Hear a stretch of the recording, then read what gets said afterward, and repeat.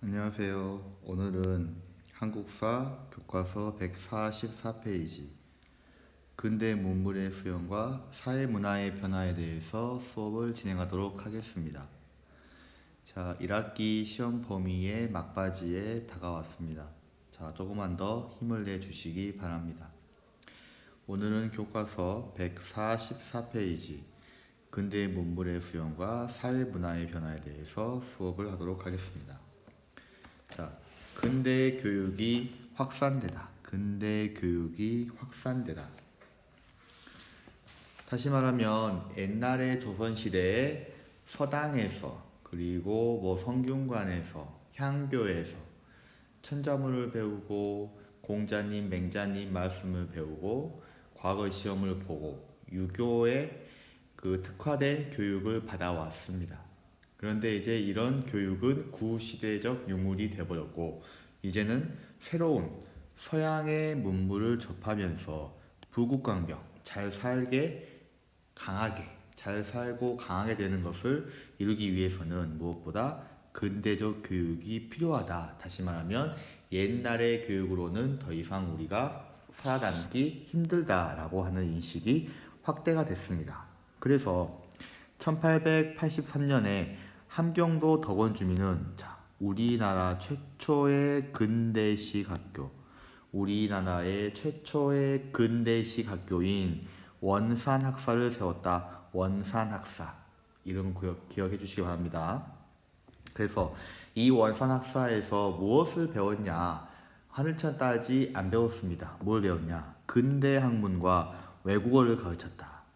근대 학문과 외국어, 신식 교육을 시행했다라고 이해하시면 됩니다. 그리고 같은 해 1883년에 정부도 외국어 교육기관인 동문학을 세웠다. 동문학을 세웠다. 자, 정부가 세운 기관은 동문학입니다.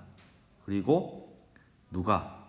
주민들이, 백성들이 세운 학교는 원산학사입니다. 기억해 주세요.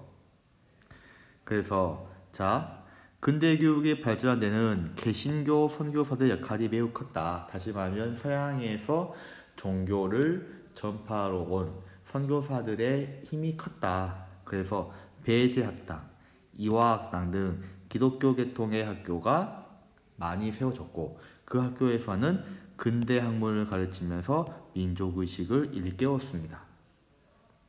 정부도 유경공원을 설립했다. 유경공원은 영어를 가르친다. 영어를 가르치는 학원을 세운 겁니다.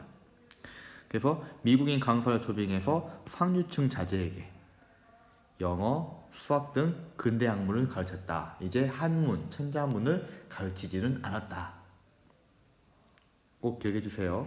자, 갑오 개혁 때는 교육 입국 조서가 반포가 됐다. 자, 교육 입국 조서 기억해 주시기 바랍니다. 여기 나와 있죠. 자, 소학교, 외국어 학교, 사범학교. 사범학교는 교사를 양성하는 학교입니다. 이런 많은 관립 학교가 세워졌다. 관립은 정부에서 만든 학교입니다. 자, 광무개혁 때도 상공업진흥체계 추진에 따라 많은 실업학교가 설립됐다. 자, 실업학교, 다시 말하면 기술을 배울 수 있는 학교를 양성한 겁니다. 유학생을 파견했다. 다시 말하면 외국에 가서 선진 문물을 직접 눈으로 보고 느껴라. 을사늑약 전후로는 교육을 통해 민족의 힘을 길러야 된다. 말 그대로 우리 민족이 힘이 없어 일본에게 나라를 빼앗겼기 때문에 우리 민족이 힘을 길러야 된다 라고 하는 애국 계몽 운동이 전개가 됐다. 그래서 안창호의 대성학교, 이승훈의 오산학교 등 많은 학교가 세워졌다. 대성학교와 오산학교, 저번에 제가 설명해 드렸습니다. 신민회, 신간회 아니에요. 신민회에서 대성학교, 오산학교 등을 세웠다라고 저번에 설명드렸습니다. 그래서 여학교도 많이 세워졌다. 무슨 말이냐? 남녀 7세 부동석이라고 해서 아직까지 유교 중심의 사회이다 보니까 여자가 교육을 받는다라고 하는 것은 생각하지 못했던 일입니다. 그런데 이제는 신여성, 여자들도 교육을 받을 수 있다라고 하는 분위기가 확산되다 보니까 이 학교도 많이 세졌다. 그래서 여성의 사회생활도 점차 활발해졌다라고 보시면 됩니다. 자, 그래서 근대교육은 외국의 선진 문물을 수용하고 민권의식과 평등사상 그리고 민족의식을 일깨우는데 큰 역할을 했다. 다시 말하면 과거의 유교적 사회를 벗어나서 이제 새로운 시대, 새로운 사회를 이제는 나아가는 데 있어서 필요한 지식들을 습득하기 시작했다고 보시면 됩니다. 그래서 당연히 일본 입장에서는 싫어하겠죠. 왜? 깨우치는 거에 대해서 좋아할 리가 없죠. 그래서 통제와 탄압, 감시를 했는데 이에 굴복하지 않고 우리는 국권 회복 운동을 지속적으로 할 수 있는 밑거름을 만들었다라고 이해하시면 됩니다. 자, 근대 언론이 발달했다. 자, 근대 언론. 개항 이후에 개화 정책, 나라의 문을 여는 정책을 추진하고 국민들을 계몽할 목적으로 다양한 신문이 발간되었다. 무지몽매의 까막눈에서 이제 의식을 갖고 비판할 수 있는, 비난이 아니라 비판할 수 있는 의식을 갖게 교육을 시키려고 합니다. 그 교육을 시키는 것은 학교에서 배운 것도 있겠지만 언론기관을 통해서 오늘날의 인터넷이나 SNS, 신문, 방송 등을 통해서. 근데 당시에는 그런 게 없었겠죠. 있는 것은 뭐다? 종이신문밖에 없었다. 그래서 종이신문을 통해서 그런 민족의식을 깨우치기 시작했다. 자, 최초의 신문은 무엇입니까? 최초의 신문은 한성순보라고 합니다. 방문국이라고 하는 어디요? 방문국이라고 하는 인쇄기관에서 발행했다. 최초의 신문은 뭐다? 한성순보다. 그래서 한성순보에서는 어떤 기사를 냈는가, 어떤 신문의 내용이 실렸는가, 정부의 개화 정책을 홍보했다. 그리고 국제정서가 어떻다라고 하는 것을 소개했다. 아관 파천 후에 고종이 러시아 공사관으로 피난 간 사건을 아관 파천이라고 합니다. 이후에 서재필 등은 정부의 지원을 받아 독립신문을 창간했다. 독립신문, 독립문, 만민공동에 다 연결됩니다. 독립협회가 한 것들입니다. 그래서 독립신문은 한글판과 영문판의 두 종류로 발행되었다. 왜? 서재필이 미국에서 살다 왔거든요. 그래서 국내 사정을 외국인에게도 전달했다. 국문 혼용체. 자, 우리나라 말 한글 그리고 한자로 혼용돼서 사용되는 황성신문도 있다.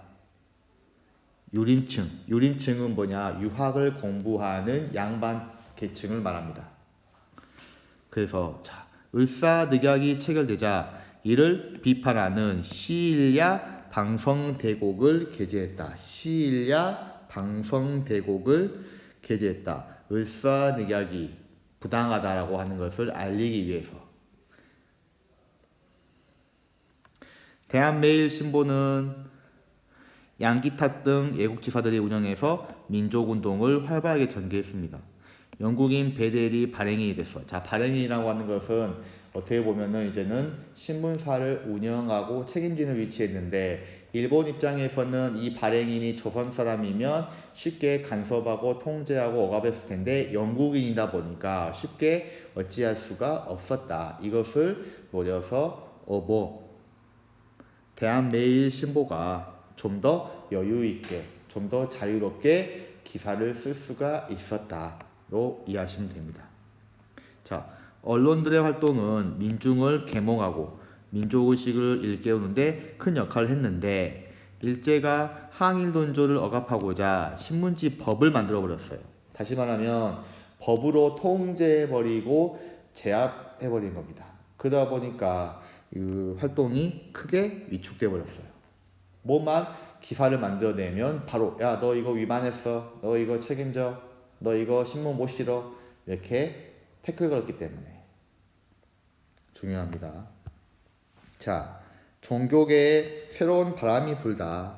자, 천주교는 조선에서 18세기 말에 신앙 활동이 시작되고, 자, 개신교는 미국과 수교 이후에 선교사들이 들어오면서 차츰 자리를 잡았다. 당연히 선교 과정에서 민중들과 마찰을 빚었다. 그동안에는 우리 민중들은, 백성들은 불교, 유교, 토속신앙 이런 것들에 익숙해졌죠. 서양의 종교들에 대해서는 거부감이 많았을 수밖에 없죠.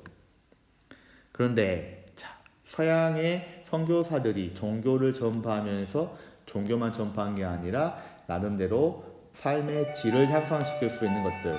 자, 잠시만요. 삶의 질을 향상시킬 수 있는 것들을 많이 알려주고 전해준 겁니다. 교육 발전과 서양 의술의 보급, 그리고 양성평등의식의 전파 등에 크게 기여했다. 손병희는 동학을 천도교로 계칭했다. 동학농민운동 전봉준 이해하시면 됩니다. 자, 손병희는 천도교의 3대 교주입니다. 3대 교주. 나철은 전통의 단군 신앙을 부활시켜 대종교를 창시했다. 대종교를 창시했다. 대종교는 종단의 중앙기구를 간도로 옮겼다. 왜? 일제강점 이후에서는 이제 조선 땅에서는 더 이상 독립운동, 종교활동을 하기가 어렵기 때문에 간도 지역으로 넘어갔다. 무장 독립전쟁에도 크게 기여했다. 유교와 불교계에서도 다시 말하면 혁신을 주장했다. 자, 우리 이대로 가면은 안 되겠다. 우리 이노베이션 하자. 우리 혁신 다시 한번 바꿔보자. 그래서 개혁을 주장한 내용들이 있습니다. 자, 오늘 수업은 여기까지 하겠습니다. 수고 많았습니다.